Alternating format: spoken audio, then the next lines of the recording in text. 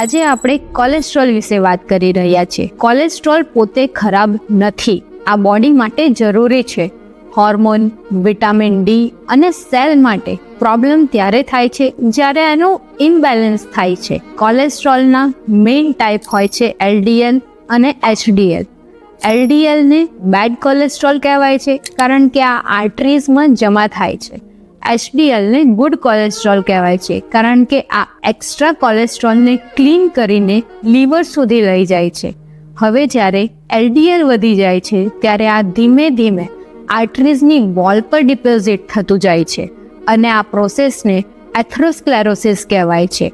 આ plaque blood ફ્લોને narrow કરે છે અને એક પોઈન્ટ પર બ્લોકેજ પણ ક્રિએટ કરી શકે છે. હાર્ટની આર્ટરીઝમાં બ્લોકેજ થાય છે, માયોકાર્ડિયલ ઇન્ફાર્ક્શનનો રિસ્ક વધે છે. બ્રેનમાં થાય તો સ્ટ્રોકનો રિસ્ક વધે છે અને સૌથી ડેન્જરસ વાત, આ પ્રોસેસ સાયલેન્ટ હોય છે.